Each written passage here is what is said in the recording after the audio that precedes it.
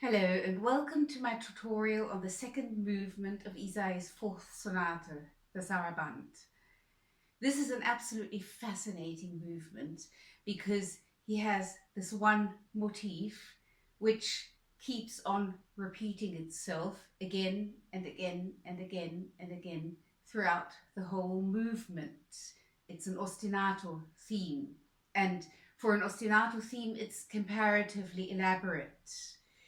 It's very interesting because this motif is like a variation of the theme of the first movement. The first movement theme is this.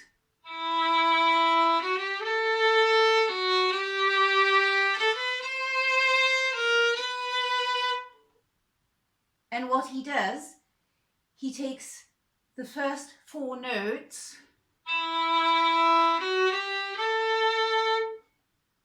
and uses those four notes backwards.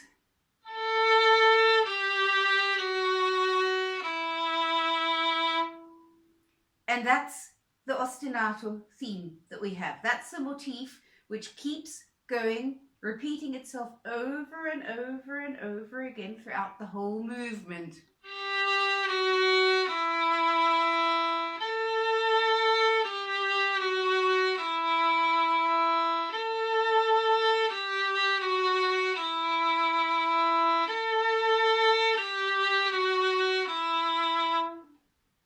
So that's absolutely fascinating. Sometimes this theme is a little bit hidden, sometimes it's not hidden at all, but it keeps going the whole time. The beginning of this movement is pizzicato, and it starts like this.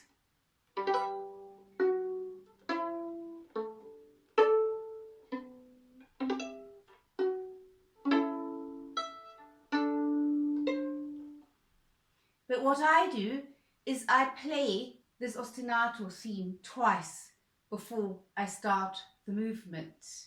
That wasn't my idea though. I got the idea from the wonderful recording played by Michael Rabin. He does that. He plays this theme twice before he starts the movement. And I like that very much. I find it makes it a little bit more balanced, and it gives the listener an idea of what's going on by presenting this theme twice before actually starting the movement.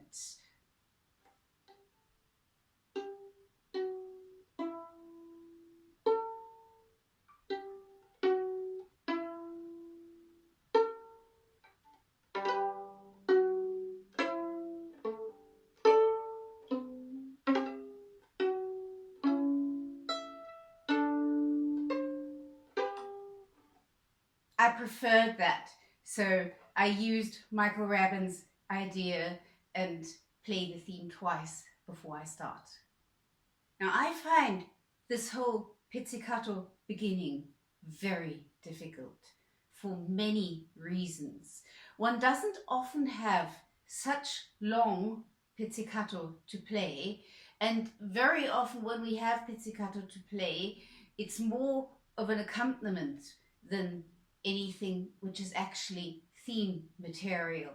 And here, of course, we are doing both at the same time. We're accompanying ourselves, so we have accompaniment and theme material at the same time. And what I found very difficult was the sound control, because I have many decades of experience of practicing sound control with my bow. So at least I have some experience there. But of course, I by far don't practice as much pizzicato as I practice with the bow. So I noticed that I'm absolutely lacking in sound control experience when plucking the strings. And it was impossible to do very much about that because I can't practice this piece for decades before I start performing it. So that was one of the difficulties that I had, that the control of plucking the strings, the sound control, is nowhere near what I would like it to be. That's the one difficulty. The other difficulty is because it's solo violin, I don't want the pizzicato to sound dry. I want it to sing and I wanted to have a lot of resonance. And that's very difficult on the violin. It's a bit easier on the cello. Cello pizzicato sounds a lot better than violin pizzicato. Violin pizzicato has a tendency of being very dry. So that was another thing I battled with, not to mention things like intonation. So I need to talk about a couple of things which I felt helped me a little bit. The first thing that I had to decide was how actually to play the pizzicato. If I was going to do it like this,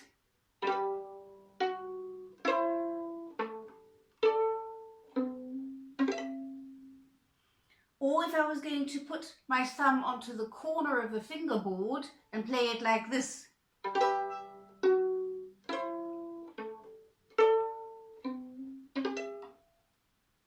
I decided to put my thumb on the corner of the fingerboard and play the pizzicato like this because I had more control over my movement, and since the lack of control is my biggest problem in this pizzicato, I decided that it's just better to do the movement where I have more control.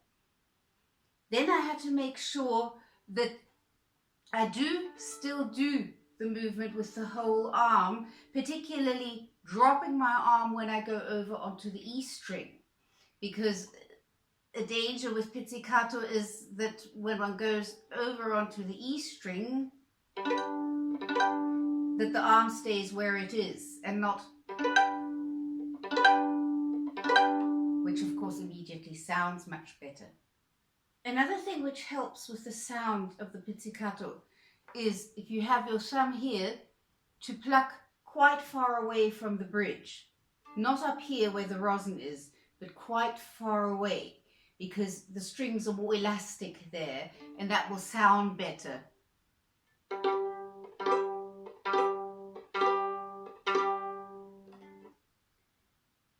What also helped me a lot was to practice this whole bit with the bow.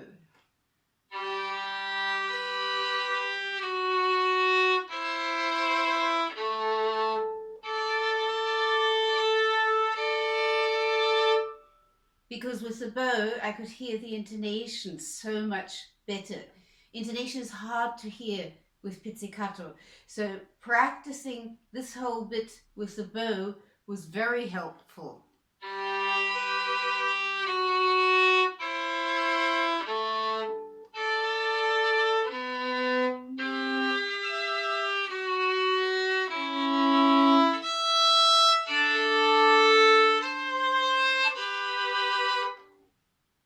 It also helped me get a feel for the harmonies, because there's just so much more sound when one plays with the bow, so I could learn the harmonies better and also get more of a feeling for the melodic line. So regularly practicing this pizzicato bit with the bow I found very helpful.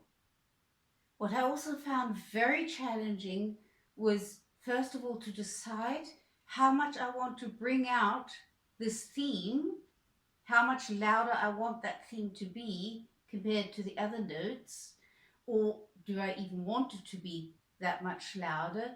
And then actually having the control, the sound control, to be able to do that. I found that very difficult.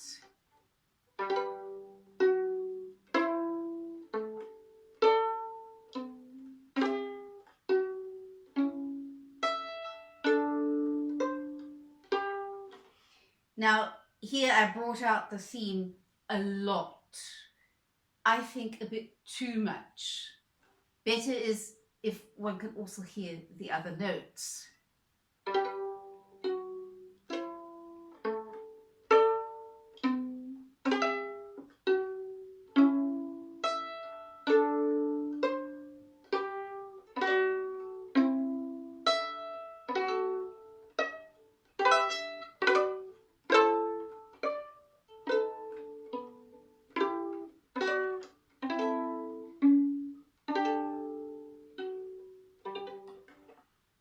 Very difficult, and it very often doesn't come off as I wanted. Some pizzicato note is suddenly a lot louder than the others and disturbs the line, or another one hardly comes at all and gets lost. So I found this very difficult. What helps with the sound with pizzicato is that unlike in everything else that we play, where we're not supposed to press down the strings all the way to the fingerboard, only as much as necessary, in pizzicato it's exactly the opposite. In pizzicato, we need to press down the strings onto the fingerboard as hard as we can. It sounds quite different. If I don't press down the strings as hard as I can, then I get... As soon as I press down the strings as hard as I can, I get much more of a sound. So that makes it very strenuous for the hand and also rather painful. But the more you press down the strings in pizzicato, and only in pizzicato, the better the pizzicato will sound. It has the added advantage that we are literally holding the strings, and that reduces the likelihood of us pulling the strings down with our fingers, and then we have out of tune open strings after the pizzicato bit is over. That's another big danger with pizzicato, that we actually pull the strings down and then they're too flat. And by pressing the strings down as much as one possibly can, one is holding the strings, and the likelihood of that happening is a lot less. And what doesn't make things any less challenging is the fact that Ysay writes in the music that he wants this pizzicato with vibrato. It's actually self-evident, because pizzicato without vibrato is even more dry. So I doubt whether any violinist would consider playing this without vibrato. But if Ysay goes to the trouble of actually writing that in the music, that means that it's important to him and he wants a lot of vibrato. So that doesn't exactly make things easier. And what I concentrated on a lot when I was practicing was the resonance. Resonance is the sound which is in the room after the finger is not touching the string anymore. Same with the bow, after the bow has left the string. The sound that you hear when the bow is no longer touching the string, that's resonance. And it's the same in pizzicato.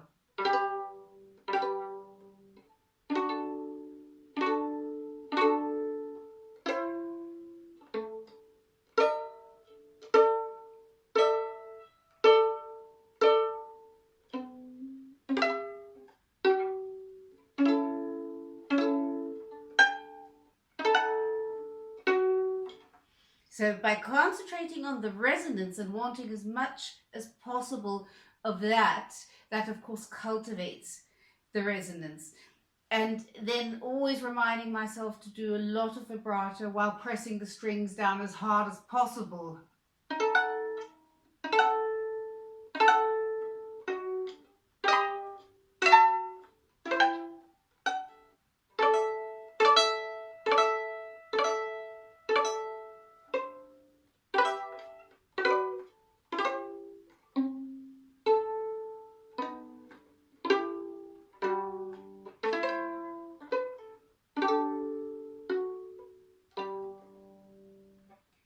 So all in all, I found this very difficult. One also has to remember that one brings the dynamics up when one plays pizzicato, because pizzicato is very soft already by nature. And since we do want the listener to be able to hear it, we have to aim for a healthy forte sound. That'll still be much softer than when we play with the bow. But if we play it too softly, if we try to play the pizzicato piano, it will be too soft and it will be too far away from the bow. The bow will sound terribly loud as soon as we start with the bow. So I would suggest to play the whole pizzicato bit in a healthy forte with a lot of resonance and as much vibrato as you can manage. In bar 11 we have the transition from pizzicato to arco. And that's another thing which I found very challenging, because I want the first note that I play with the bow to start very, very softly, so that it's not suddenly louder than the pizzicato, and the bow is automatically louder than pizzicato. So I really had to make sure that I started as soft as possible And that requires a lot of bow control. So what helped me there was, first of all, so that I still keep the tension of the music between the pizzicato and the arco. I inhale, that will keep the tension. And the other thing which helped me was to just put the bow onto the string and make sure you don't move it in this direction. If you don't move the bow in this direction, then even if it bounces a little bit, you won't hear it. You don't hear the bouncing if the bow otherwise doesn't move. You don't hear it. And wait until the bow is rested on the string and then start playing.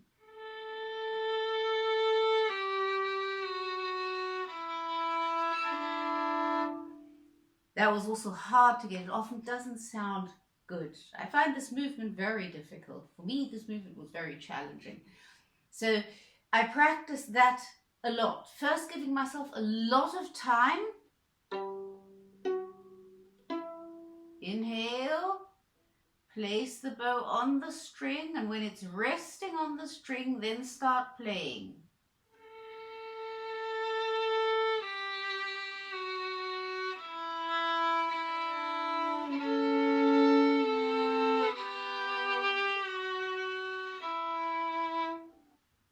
Very difficult, requires a lot of bow control, and very often I'm not very satisfied with the sound there.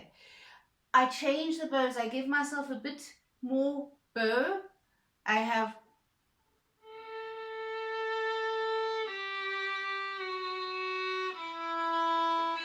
and change my bow, change it again. That gives me a bit more bow. I can use a faster bow speed, and that helped a lot with the sound. So first I give myself plenty of time to consciously go through all these motions, inhaling, placing the bow onto the string, and only when it's resting on the string starting to play. And then I shorten this break gradually until it is only an eighth note without fermata, so that I'm actually capable of playing this in tempo.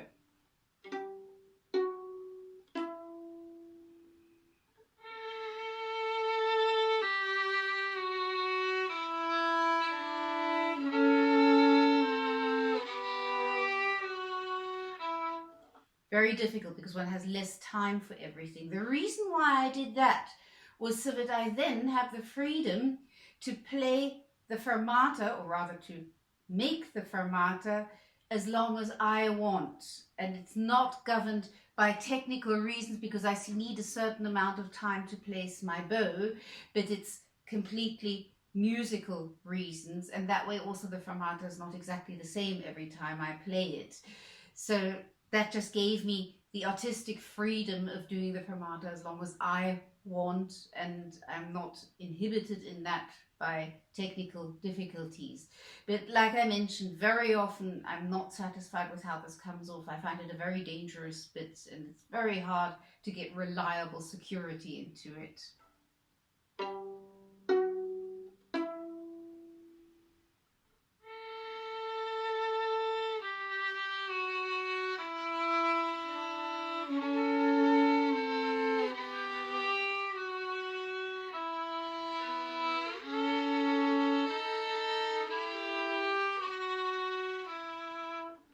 It's because one is so on the edge of sound production. I'm doing a very soft pianissimo with a very low point of contact, quite a bit of bow speed, and the control is terribly difficult. Either the bow starts bouncing, or some note is suddenly louder, or some note doesn't come at all. So it's very hard to get this reliable, and I found this extremely challenging. Also, I have to make the decision of how much to bring out the motif and how much not to bring it out, because obviously I can't bring it out throughout the whole movement. That will just get boring. So I had to think about that a lot as well. My suggestion is, or what I decided for myself was, in the beginning, when I start with the bow, the motif is the higher voice. Now the audience will automatically be able to follow that because one always automatically follows the higher voice. So I don't have to actually do much to bring out the theme. Everybody will hear it.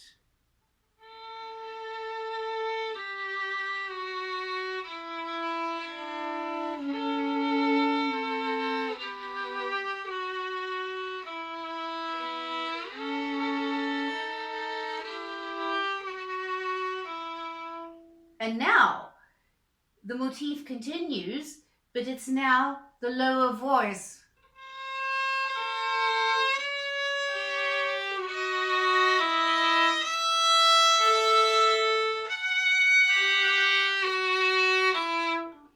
So here I find, we're also in a crescendo, I find it important to actually follow the lower voice, which has the motif in your head, and to give a bit more sound on the lower voice, because the higher voice one will follow automatically. Then we have something very interesting, because now both voices have the motif.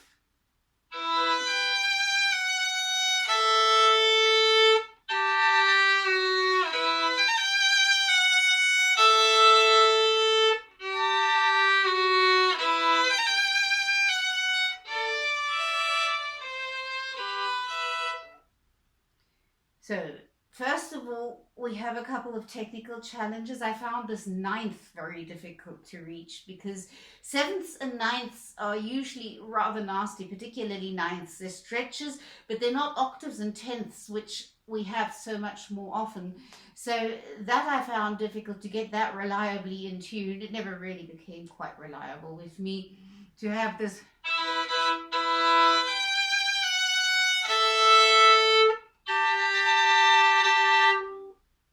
What I did was I made sure that my hand goes into third position and hits this G. My hand knows first finger G in third position, it knows that. And then to stretch up for the A.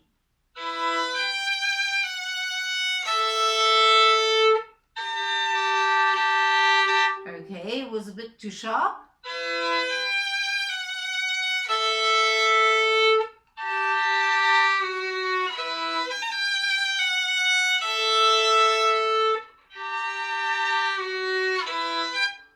So you see, I put my first finger down first and then I reach up for the A. That gave me a bit of security. Now, Ysaye is quite clear about which of the voices is the more important one. He writes a sforzando on the A.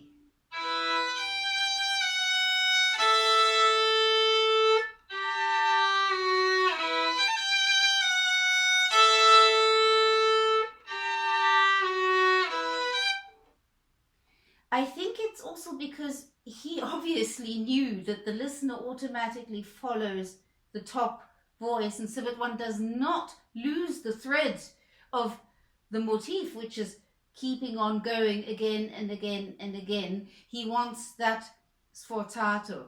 So I would suggest to play the open A string a little bit longer, because the sforzato is obviously a lyrical sforzato in this movement, and play the open A string a little bit longer and follow the motif in the lower voice in your head.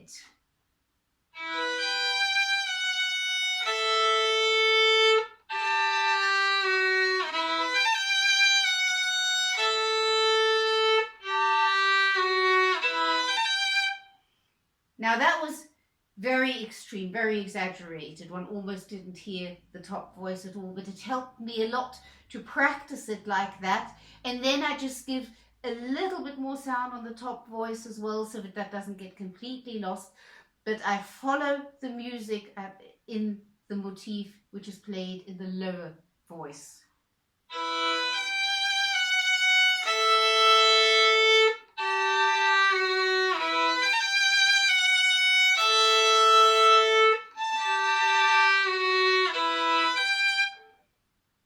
Quite a challenging bit, because we have so many different difficulties to deal with. Moving on, second beat of bar 18. We now are in a diminuendo. Then in bar 19 he writes dolce, so that always means comparatively low point of contact, high bow speed, lots of vibrato, and the motif is comparatively hidden. So I also find it quite important to still follow it in your head so that it doesn't get completely lost.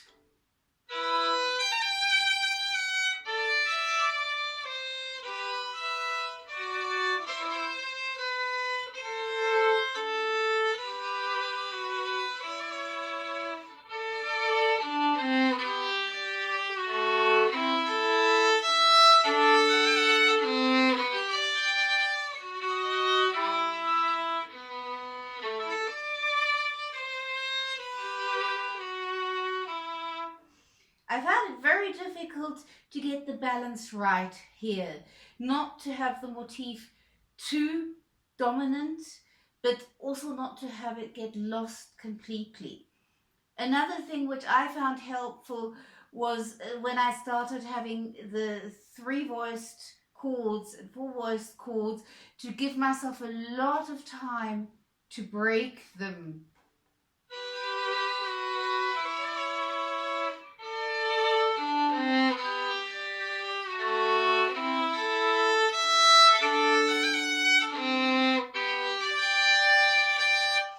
Here,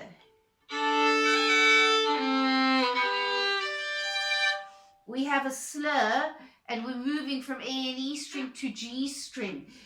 Play the open A string a little bit longer and then move the bow over comparatively quickly.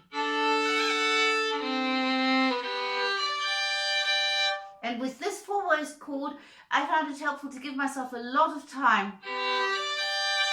Break it very slowly.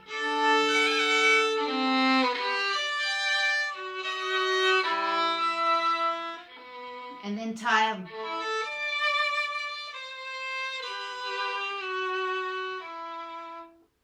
So there again, sound control is what makes this so difficult.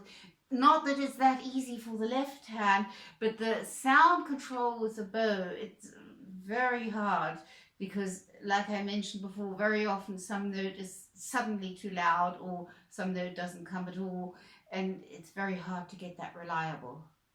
Moving on, bar 23.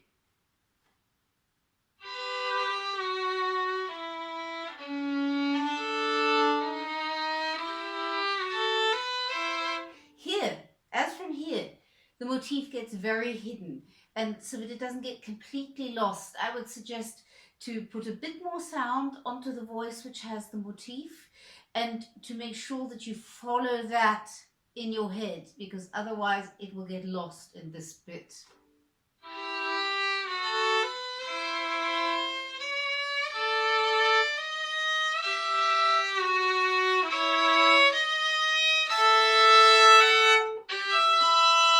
Here I make sure that I play the G on its own in this chord to bring out the motif.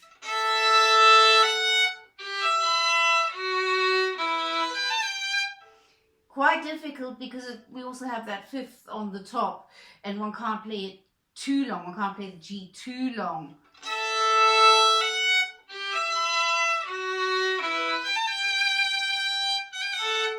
Here I bring the trill before I bring the lower voice. And here again.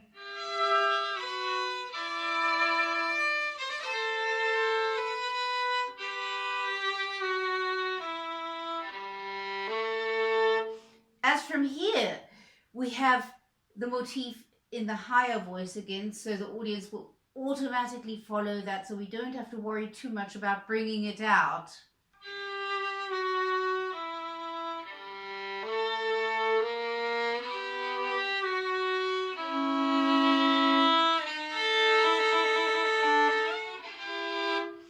And here I would actually bring out the bass line.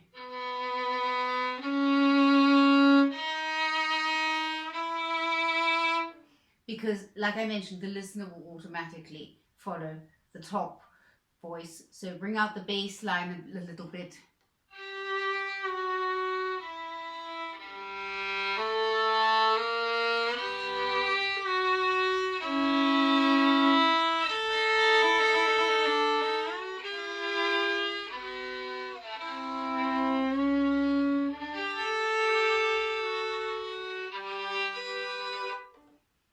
So you see, sometimes it's actually quite nice to bring out the bass, which is not the motif, particularly in bits like this where one can automatically follow the motif. And by now, of course, everybody who hears this has understood that this motif is going the whole time, so there's no need to bring it out here, and that bass line is very nice to bring out. As from bar 31, the theme is quite hidden.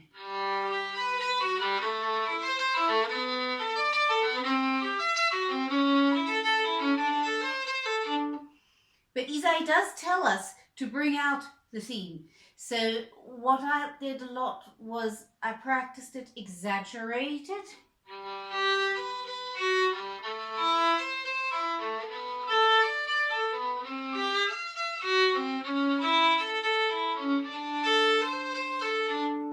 I practiced that exaggerated quite a lot. And then when I played it, I just did less of that. And also here, I also played it quite softly to give myself a bit of room to give a bit more sound later on.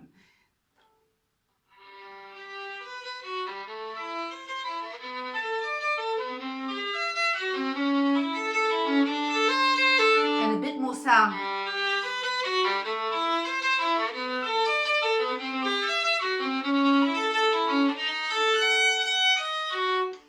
And now it's a little bit easier to bring out the motif because it's in the lowest note.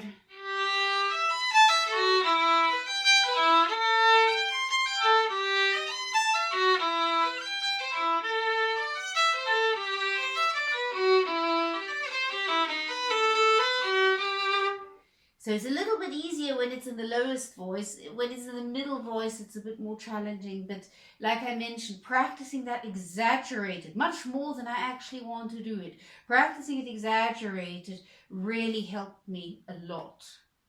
In bar 38, the theme is a little bit less hidden. So one can bring out the C a little bit, because the theme is quite obvious here, so we can actually bring out something else for a change.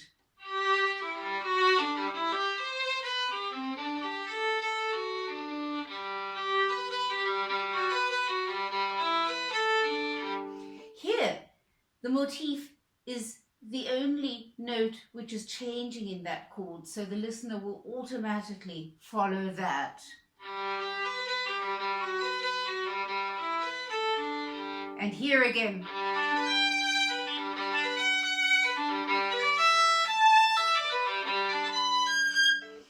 This jump I found terribly difficult because it is literally a jump. It's not a shift. One doesn't have a proper connection with the string, and jumps are always very insecure because we don't have a proper connection with the string. So I spent a lot of time practicing this.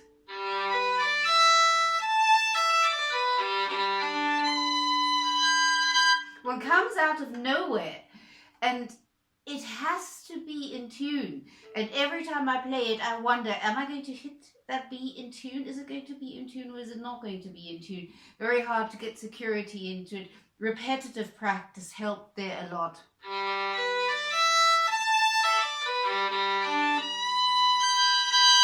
And leave your thumb where it is. Just move the fingers, because you need some fixed point of reference. If you completely jump with your whole hand, you'll never get any security into it. So leave your thumb in third position, leave it where it is. It's second and third finger, they are our longest fingers. They can jump up, but at least you keep your thumb where it is and have a bit of a fixed point of reference.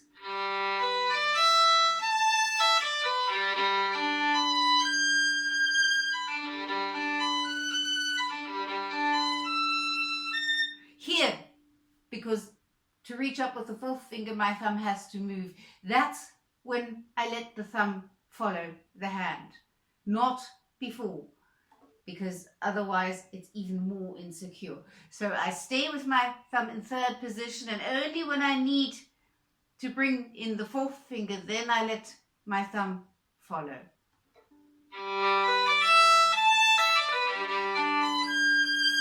Put a bit of vibrato on the top notes.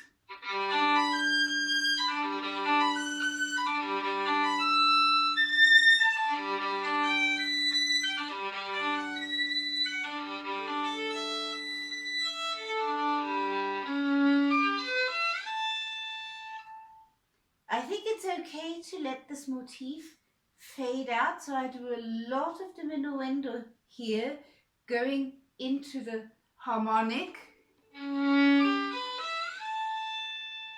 and then very softly, just a very small vibrato.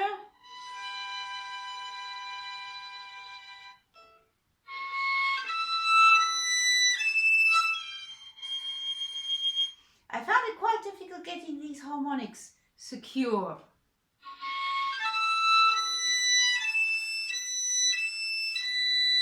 I had to practice that quite a bit.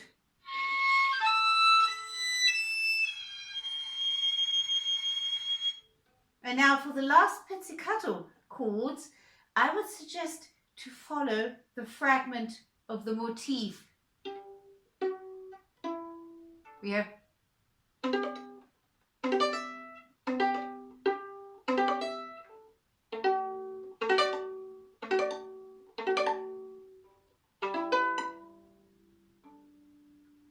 that very last one, which is such an important note because it has this movement end in major and not in minor.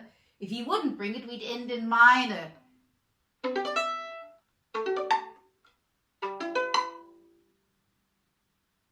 But by bringing that last D, we end in major.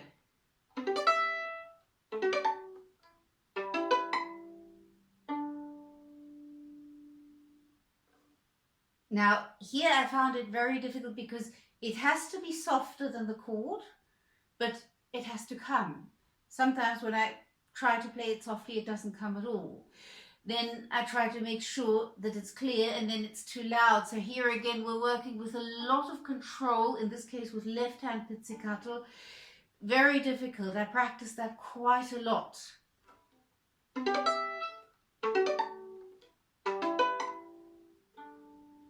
Yeah, that was hardly there at all. That was just too little.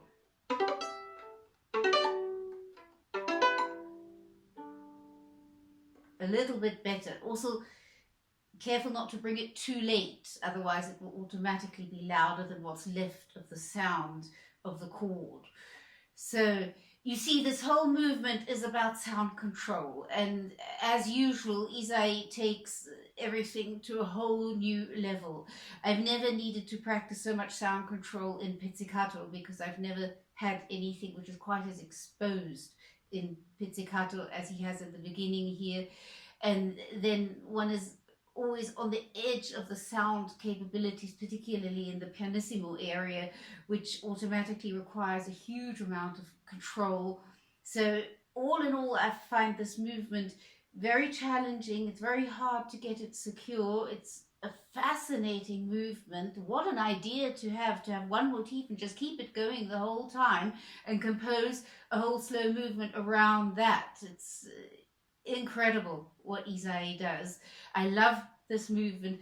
I also found it most strenuous to practice because these slow controlled movements are very strenuous on the body, not to mention the pizzicato where you're pressing down the string so much. That's strenuous and actually also a bit painful. So I find this movement most strenuous to practice, also for the head, because one has to be so very, very focused. So I hope I can help you with this movement a little bit. Of course, let me know in the comments if you have any questions or suggestions, and happy practicing.